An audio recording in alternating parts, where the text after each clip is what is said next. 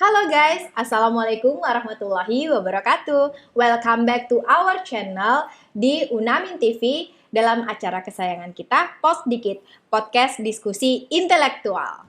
Oke teman-teman, hari ini kita kedatangan tamu yang luar biasa spesial, seorang pemuda entrepreneurship dan beliau bergerak di bidang industri seafood, di mana bisnisnya ini bukan bisnis ece-ece atau bisnis lokal, bisnisnya bisnis yang merambah ke luar negeri atau secara internasional. Tapi sebelum itu, teman-teman jangan lupa untuk saksikan terus semua tayangan kita di Unamin TV, di Instagram kita juga, dan juga di Facebook. Dan juga jangan lupa untuk klik like, subscribe, dan juga komen, dan juga share semua postingan kita di channel YouTube Unamin TV. Nah, teman-teman, tayangan ini sangat spesial sekali, terutama bagi teman-teman yang punya jurusan di bidang perikanan, teman-teman yang di sekolah kelautan, teman-teman di jurusan sumber daya kelautan di universitas, dan juga teman-teman di jurusan teknik industri. Kenapa? Karena dua bidang ini sangat berkaitan, dan narasumber kita hari ini adalah ahli di bidangnya, di mana memaksimalkan potensi laut kita yang menghasilkan cuan. Siapakah beliau? Kita kenalan langsung saja kepada Mas Meta. Beliau adalah Meta Makfirul Jafir. Jadir, sorry teman-teman. Jadi nama lengkap beliau adalah Meta Makfirul Jadir. Ya. Oke, selamat datang Mas Meta di Universitas Muhammadiyah Sorong. Baik. Luar biasa sekali. Gimana kabarnya nih? Alhamdulillah. Oke, sebelum kita ngobrol, gimana perasaan Mas Meta kami undang ke sini? Seorang Mas Meta yang luar biasa hadir di podcast kita. Gimana perasaannya? Kesannya apa sih? Ya, alhamdulillah saya bersyukur ya. Karena namanya saya dengan expertise-nya juga yang di fishpreneur kali ya, saya bisa sebutnya. Terus sekarang melihat dengan Universitas Muhammadiyah itu sudah melihat ke situ juga. Jadi saya melihat ini sesuatu hal yang luar biasa buat saya ada bisa berada di sini.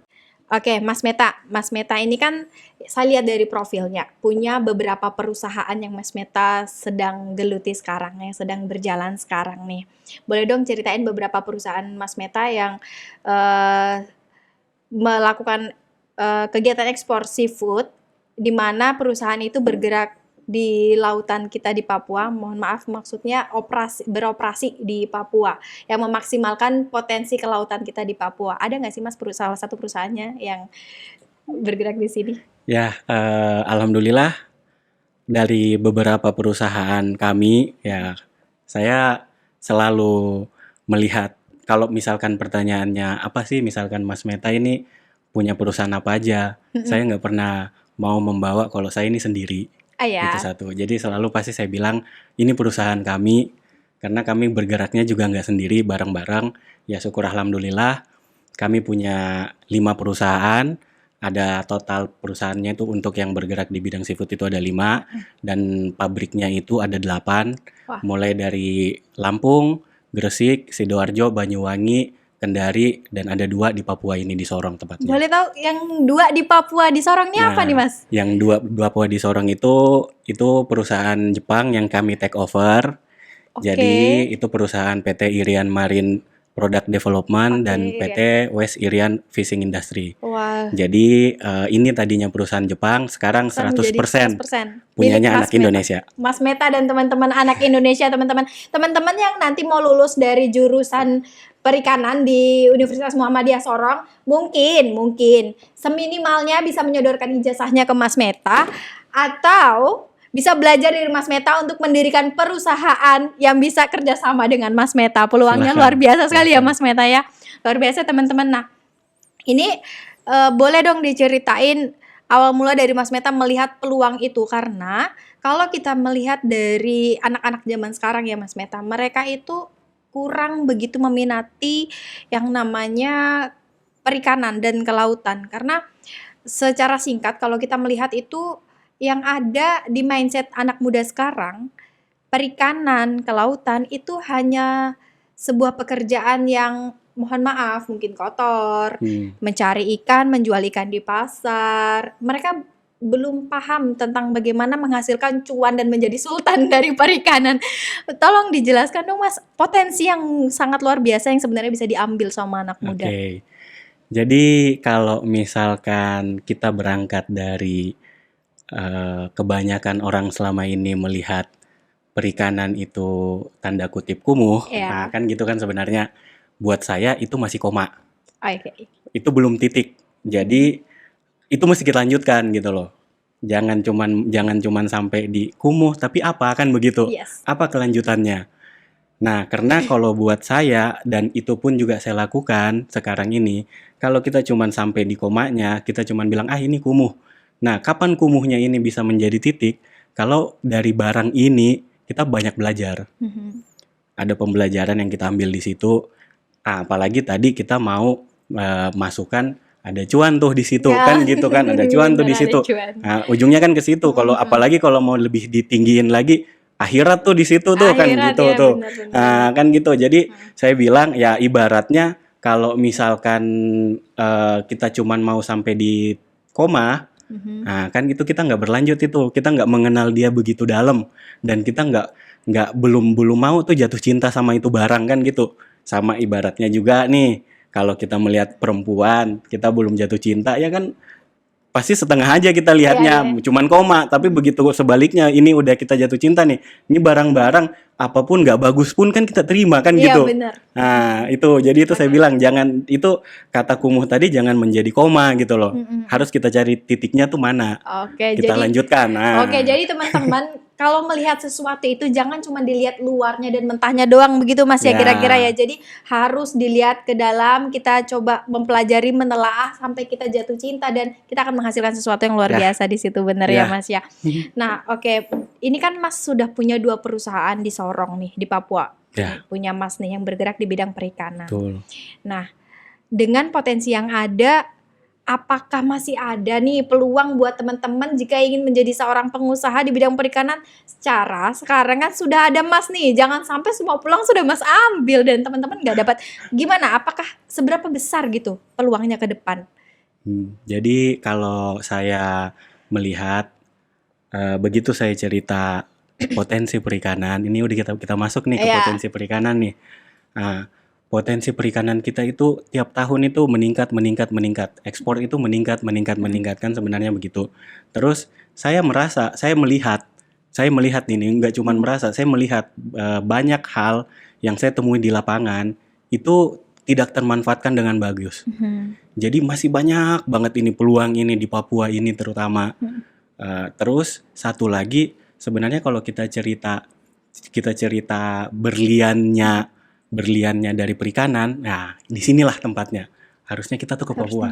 Ke Papua, benar. Nah. Berarti peluangnya sebenarnya masih sangat Peluangnya terbuka masih lebar, sangat banyak. masih gede gitu ya. Masih sangat banyak. Nah. Kalau mau ada kolaborasi, ayo tuh. Nah, kan gitu tuh. Ayo teman-teman, apalagi teman-teman milenial yang sekarang sudah bukan orang-orang zaman batu ya Mas ya, melek teknologi, segala informasi bisa digali, kemudian belajar dari Mas Meta, Baik. kerjasama itu sangat-sangat luar biasa teman-teman. Jadi teman-teman dari teknik industri, teman-teman dari perikanan, yuk belajar. Kepoin nih Mas Meta nih perjalanan bisnisnya bagaimana dan peluang dari perikanan di Sorong dan tentunya Papua Barat ini. Nah teman-teman yang masih bingung mau ambil jurusan apa, apalagi yang dari SUPM, sudah tentu jangan melenceng lah dari keahliannya udah dipelajarin 3 tahun tuh, lanjutin ke Universitas Muhammadiyah Sorong di jurusan perikanan. Kemudian belajar dari ahli-ahlinya Mas Meta. Nah Mas, kita kan punya banyak sekali potensi laut nih di Sorong nih. Banyak sekali jenis ikan, banyak sekali hasil laut yang ada. Untuk saat ini yang Mas Meta ekspor itu apa saja sih Mas jenis-jenisnya? Sejauh ini yang baru saya bisa create Ya. itu baru udang, alhamdulillah. Udang. Jadi 90% hasilnya kami itu masuk ke marketnya Jepang. Luar biasa sekali Jepang. Ini bukan sesuatu yang mudah ya teman-teman. Berarti Mas Meta nih bisnisnya nggak kaleng-kaleng teman-teman. Udah nggak pakai lagi nego-nego pakai bahasa Indonesia. Udah pakai bahasa Inggris. Kenapa? Karena yang dihasilkan bukan rupiah lagi teman-teman. dolar. Karena pasti hitungannya dolar dong Mas ya, Ya. transaksinya ya. Terus Mas Meta, selain udang ada yang lain lagi nggak? Sebenarnya yang lain juga saya udah create. Sementara saya Sementara. create. Jadi ada ikan, ada saya mau kerja tuna, Heeh, benar. kakap, Iya. tenggiri, ada selain. Cuman saya masih membenahi terlebih lagi untuk masalah perizinan Iya, sama benar. yang untuk supaya kita bisa ekspor langsung. Nah, teman-teman, dengan begitu banyaknya potensi alam kita, saat ini yang ditangani oleh Mas Meta ini baru Baru beberapa. sedikit banget. Jadi teman-teman itu harus melihat potensi yang sangat banyak. Dan untuk saat ini yang Mas tangani itu mengekspor dalam bentuk yang memang masih dalam bentuk ikannya ya, bentuk Betul. udang. Jadi Betul. belum ada produk turunan Belum yang ada Mas produk olah dari turunannya. situ. Nah, kebetulan nih Mas, saya itu lagi memikirkan membuat produk turunan dari hasil laut. Kenapa? Karena saya berpikir kalaupun kita tidak bisa mengekspor ya Mas ya, kalaupun kita belum bisa, bukan nggak bisa, itu namanya membatasi. Kalau kita belum bisa mengekspor, gitu.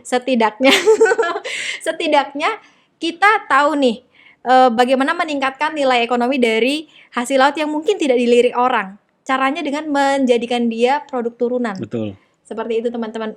Apalagi kita punya daya beli, daya konsumtifnya Indonesia itu luar biasa. Betul. Teman-teman, kalau memang kalian masih berpikir gimana dong Mas Meta pasti pintar bahasa Inggris, saya gimana mau bisnis ke luar negeri nggak bisa bahasa Inggris? Oke, bukan nggak bisa, kalian hanya belum bisa. Kalau memang belum bisa, caranya satu, terus pacu diri untuk bisa ke sana. Mulai dulu dari lingkungan, manfaatkan apa yang ada di sekitar kita ya Mas ya. Yang kita lihat, datang deh ke Jembatan Puri, lihat ikan apa yang misalnya kalian lihat nilai ekonominya rendah, mungkin seperti itu Mas ya, kurang lebih ya. Karena teman-teman tahu ekspor itu bukan hanya ke luar negeri ya Mas, dimana kita mengirim produk kita keluar dari daerah kita namanya sudah mengekspor, bener Mbak? Betul. Ya, untungnya bener teman-teman. Jadi gini, saya juga mau tambahkan, memang di perjalanan terutama nih, karena saya juga di sisi bisnis, memang kita begitu menceritakan value tadi, ada hal sebenarnya, karena untuk dari titik awal sampai saya pun ada di sini, itu yang saya selalu jaga itu semangat. Nah, jadi saran saya, pelihara semangat. Pelihara kan gitu. Semangat. Karena ada kondisi di saat kita tuh jatuh bangun kan gitu. Iya, benar. Nah, kalau apalagi kita di sisi perikanan nih, apalagi kita udah cerita kan di tempat-tempat pendaratan ikan seperti apa ininya, seperti apa kondisinya, masa kalah semangat sama yang seperti itu kan begitu. Iya. Jadi pelihara semangat. Iya, pelihara semangat teman-teman. Dan ini Mas Meta, saya mau sharing sedikit peluang nih. Saya kan kemarin itu kuliahnya di Jogja. Ya. Nah, ketika saya berada di sana, saya makan seafood di daerah saya yang saya tinggal waktu itu. Saya tuh bukan merasa seperti makan seafood, Mas Meta. Saya merasa saya sedang makan gabus. Saya pikir mungkin ini terlalu lama disimpan di freezer atau kelamaan perjalanan ke daerah saya gitu kan, karena jauh dari laut. Oke, saya mencoba untuk pergi ke tempat makan yang di pinggir laut langsung nih Mas, yang kita langsung ke pasarnya milih ikan ini dimasak. Yang di Bantul ya? Parangtritis itu. Ya, di Parangtritis, bener banget, pasti udah pernah ke sana ya. Saya kira saya akan menemukan rasa yang sama dengan di Sorong, teman-teman, yang dijual sama mas-mas keliling itu kan udah masih segar. Di sana ternyata enggak juga Mas, tetap rasanya hambar. Berarti kan harusnya kebayang kan kenapa saya lari ke Papua kan? Iya. Dan kebayang juga berarti kita punya nilai jual ikan, kita bisa bawa juga ke sana. Kalau masih berat pergi ke luar negeri ngikutin Mas Meta, kita bawa aja keluar Sorong, karena kita masih punya peluang di situ. Masih banyak sekali. Kita bisa kan, dan di sana itu ternyata ada restoran yang dia melabeli dirinya itu kepiting dari Papua, kepiting Papua Mas. Ada kan Mas? Pernah ngeliat kan di Jogja? Nah, cuman saya nggak tahu nih itu beneran kepiting yang dari Papua beneran apa enggak. Yang pasti berarti mindset orang-orang di Indonesia ini sudah tertanam bahwa seafood dari Papua itu enak. Itu kita udah masuk ke area branding tuh. Nah, tuh gimana nih Mas? Ketika kita cerita ini produk Papua nih, kan pasti udah langsung kebayang, oh ya kan gitu. Ini produk Lampung nih, ini produk Sumatera nih, oh ya kan begitu. Memang agak lain. Ketika kita cerita ini Papua, ini saya juga mau cerita sedikit nih. Jadi supaya teman-teman ini juga tahu, saya pun jualan produk saya Mm-mm. yang keluar ke market Jepang itu saya nggak cuma cerita produk of Indonesia, tapi saya tulis produk of Sorong Papua Indonesia. Jadi Jadi saya orang di angkat Jepang, namanya Sorong. jadi orang Jepang itu kenal Sorong dong Mas ya. Daerah Indonesia paling timur teman-teman. Beliau bawa ke sana dan itu menjadi nilai jual Ya, tersendiri, bener banget. Nah, saya juga ingat nih waktu dulu ya. Saya kan sempat kerja sebelum saya di sini, saya sempat kerja di luar itu. Bos saya setiap kali dia pulang ke Jakarta, pasti yang dibawa itu ikan lema, Mas. Bayangin. Yang dibawa itu ikan lema. Jadi dia yang harusnya biasanya bisa naik pesawat yang direct karena pesawat itu tidak menerima per box ikanan gitu betul. kan. Jadi dia milih yang transit, yang penting bisa bawa ikan ke sana. Dan dia bilang saudaranya sangat suka dengan ikan lema Ikan. yang dari sini. Selain itu tuh Mas, saya mau ceritain sedikit kakak saya sendiri, kan dia sering mudik ke Jawa tuh. Yang dibawa bukan ikan basah Mas bahkan. Ikan kering. Ikan kering tenggiri itu dia bawa, dia bilang ini dibagi ke tetangganya sedikit-sedikit semua udah senang. Saya Ya, kira di sana nggak ada ikan asin dong Mas. Waktu saya berkunjung ke sana ke Banyuwangi Mas, ternyata saya pergi ke laut apa di tempat belanja ikan itu banyak juga ikan kering Mas. Saya bingung. Wah, tapi kenapa orang senang sekali? Berarti kita punya peluang kan Mas di situ? ya. Peluangnya Jadi besar sekali. sebenarnya kan ini kan saya nggak perlu cerita ya. Harusnya Mm-mm. juga toh orang juga yang nggak di sisi perikanan kan sebenarnya Iya. tahu kan gitu. Jadi cuman yang sayangnya ayo kok Mm-mm. nggak ada yang mau join nih, yuk Iya, bener bareng-bareng bener kita bener. bangun perikanannya kita kan gitu. Iya, bener banget. Teman-teman, jadi teman-teman itu kalau ngelihat sesuatu jangan udah dilihat aja gitu. Kadang kita tuh anak milenial sekarang. Kenalin dulu. Harus kenalan dulu, harus kenalan. Anak milenial sekarang itu kan hanya berpikir kapan jadi sultan, gimana caranya cuan. Kadang banyak-banyak yang nanya, usaha apa ya yang bisa dapat untung? Tapi nggak pernah berpikir di lingkungannya banyak potensi yang bisa diangkat. Dan ini kalau kita sudah berbicara perikanan kan kita sudah banyak tahu nih Mas. Yang saya ingin tanya lagi nih, ini saya butuh jawabannya kenapa? Karena dari jawaban Mas itu akan ada pelajaran yang kami bisa ambil Oke, dalam bidang bisnis apapun. oke, Nah, bisnis perikanan itu kan banyak tantangannya. betul. Sedangkan ikan Mas itu yang sampai di sana itu harus ikan yang segar. Nah, pernahkah ada kejadian-kejadian yang membuat Mas itu rugi? Yang Mhm. pertama. Yang kedua tantangannya apalagi selain dari menjaga kesegaran ikan itu tadi. Dan yang ketiga, gimana sih caranya? Seperti yang Mas bilang tadi, menjaga semangat. Oke, boleh dong Mas? Nah, kalau kita cerita nih, struggle-nya namanya bisnis kan, usaha kan naik turun kan Iya. gitu kan. Ada saatnya kita minus kan Mhm. gitu. Ya kalau saya mungkin pendekatannya saya pakai agama kali ya.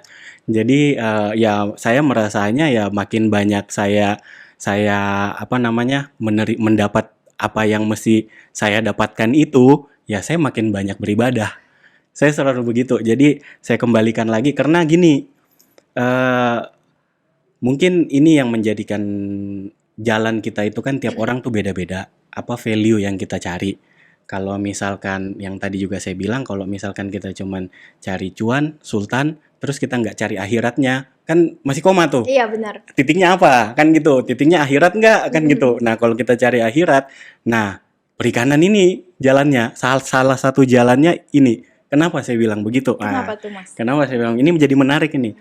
Sekarang kita cerita nih, eh kalau kita cerita, kalau saya ditanya, Mas Meta, perikanan buat Mas Meta tuh apa sih? Kan Oh gitu. iya. Saya pasti jawab, perikanan buat saya tuh Indonesia. Kenapa saya bilang Indonesia? Karena Indonesia itu 70% laut, 30% darat. Mhm. Kenapa saya bilang Indonesia? Indonesia itu negara maritim. Mhm. Yuk kita bangun maritimnya. Yuk kita bangun lautnya. Belum kalau saya mau bilang, Bapak Presiden pun bilang Indonesia itu laut itu masa depan bangsa. Iya. Ayo, jadi kalau orang mau cerita perikanan ya saya bilang perikanan itu Indonesia. Dan dari situ ibadahnya dapat. Nah, Kenapa? kenapa saya bilang ibadah? Garis pantai terpanjang kita, garis pantai Indonesia itu kedua terpanjang Iya. setelah Kanada. Berarti masyarakat pesisir kita itu banyak Mhm. yang mengambil rezeki dari laut. laut itu sekian puluh juta orang. Kalau misalkan rakyat Indonesia itu 270 juta jiwa, nih saya main angka ini, Iya, iya, karena iya. ini statistik Sudah bukan saya, maksudnya data bukan ini, saya ini teman-teman. yang cerita, Mainnya ini udah data. data statistik ini. Iya, iya. Dari 270 juta jiwa, misal 10% itu penduduk pesisir, 10% deh aja, berarti ada 270 ribu jiwa ini Yang terbantu yang secara untuk ekonomi. ekonomi di pesisir. Mhm. Nah, kalau kita mau cerita, kita balik nih masalah ibadah. Nah, saya balikin lagi. Kan ayatnya kan wa ma arsalnaka illa rahmatan lil alamin. Nah, kita mau jadi rahmat bagi sekalian alam kan? Iya, Jadi ini salah satu jawabannya kalau saya. teman-teman. Jadi ada bahasa Jawa yang bunyinya tuh gini. Urip iku urup, Oke. hidup itu menghidupkan. Jadi prinsip beliau itu adalah hidup beliau harus menghidupkan. Kesimpulannya seperti itu kan Betul. Mas ya? Betul. Dan saya pernah scroll Instagram, saya dengar ini motivator dari luar negeri kalau Anda salah. Ketika Anda hidup mencari uang, mencari harta untuk diri Anda sendiri, itu bukan hidup. Tapi hidup itu bagaimana Anda menjadi spons, Ya, menyerap hal-hal negatif dari orang-orang yang membutuhkan, kemudian menebarkan dan memberikan senyum untuk orang lain. Salah satunya yang Mas lakukan nah itu. itulah rahmatan lil alamin. Kan begitu. Ya, benar. Luar biasa sekali teman-teman. Nah, ini ada yang luar biasa nih teman-teman. Pasti teman-teman menyangka Mas Meta ini yang bergerak di dunia perikanan adalah mungkin beliau lulusan perikanan, pengolahan hasil laut, atau orang industri, atau mungkin orang bisnis, orang ekonomi, orang akuntansi. No. Orang apa Mas? Saya arsitek. Arsitek teman-teman, S1 dan S2-nya arsitek semua ya Saya Mas ya? arsitek perkapalan. Arsitek perkapalan, dan beliau bukan bisnis kapal. Tapi Beliau saya punya kapal ikan. Kan ada kapal begitu. ikan. Oh, karena bisnisnya juga Ya. berkaitan dengan ikan, teman-teman. Jadi dua-duanya dapat ya, Mas ya. Luar biasa, teman-teman. Ini yang namanya memaksimalkan potensi Ya. dalam diri. Ya. Jadi ya saran saya itu tadi saya balikin lagi, jangan selalu merasa apa jalan yang kita tempuh selama ini tuh salah, kan biasa orang seperti itu Iya. tuh. Tapi coba tarik baik-baik, karena jalan hidupnya orang itu kan memang sudah diatur tuh seperti itu. Coba tarik baik-baik. Oh, ternyata ke sini toh. Kan Iya, gitu. benar. Jadi semuanya itu sudah Ya. ada hikmahnya. Jadi kenapa sih Anda sekarang ada di posisi ini? Ternyata itu sudah ada story-nya, udah ada alasannya semua. Jadi nggak ada yang perlu disesalin. Pintar-pintar aja ngambil hikmah. Gitu ya Mas ya. Ya. Oke deh Mas, ini yang terakhir nih. Boleh dong tips dan juga saran buat teman-teman supaya ya suatu saat mungkin bisa seperti Mas sekarang. Tentunya buat teman-teman yang mau lulus SMA, mau lulus dari SUPM, atau teman-teman yang sekarang ini berada di Universitas Muhammadiyah Sorong, yang tentunya paling utama ada di jurusan Teknik Industri dan di jurusan Perikanan. Boleh dong Mas? Nah, udah ini berarti ya kalau saya cuma mau tambahkan ya sudah tepat ini tempatnya. Jadi teman-teman ini supaya artinya melihat kondisi seperti ini dan banyak potensi yang bisa kita manfaatkan, yuk masuk di Universitas Muhammadiyah Sorong. karena di sini itu ekosistem belajar terbaik untuk Papua Barat. Iya, luar biasa sekali. Tepuk tangan buat Universitas Muhammadiyah Sorong dan Mas Meta dong ya teman-teman. Oke, teman-teman semua yang sekarang sedang mempersiapkan diri menghadapi ujian yang kelas 3 SMA maupun SMK, dan juga teman-teman yang ada di SUPM ya, yang di Sorong ini Mas Meta ya di SUPM. Yuk masuk di Universitas Muhammadiyah Sorong dengan jurusan Perikanan. Di sini ada pengolahan hasil laut dan sumber daya perairan tentunya. Dan jika kalian ingin lebih banyak lagi dibuka pikiran dan jendela wawasannya, masuk di sini. Kita punya narasumber yang luar biasa, salah satunya Mas Meta. Siap. Dan direncanakan insya Allah tadi saya berbincang dengan dekan perikanannya. Insya Allah nanti saya belum tahu pastinya bulan berapa akan ada kuliah umum yang insya Allah jika Mas Meta tidak berhalangan mungkin. Saya usahakan hadir. Iya, narasumbernya Mas Meta bisa belajar langsung, nanti bisa langsung minta sosial medianya, Silahkan. di kepo-kepoin story-nya, di story-storynya lihat nih aktivitasnya pengusaha besar nih seperti apa. Siapa tahu bisa kulik-kulik informasi dari situ, dan siapa tahu dari situ teman-teman bukan balapan sama Mas Meta ya, karena Mas Meta sudah start duluan. Walaupun bisa juga kalian balapan nanti hosa tapi ada pepatah ada kalimat yang begini. Jika ada kuda berlari kencang, jangan ditunggangi. Sorry. Jika ada kuda berlari kencang, jangan diajak balapan, tapi ditunggangi. Yuk join sama Yuk, Mas kita Meta. kolaborasi. Oke, thank you Mas Meta. Teman-teman jangan lupa untuk di like, subscribe, dan juga di share semua postingan di channel YouTube Unamin TV. Nah, sampai jumpa di podcast selanjutnya. Dah, assalamualaikum warahmatullahi wabarakatuh.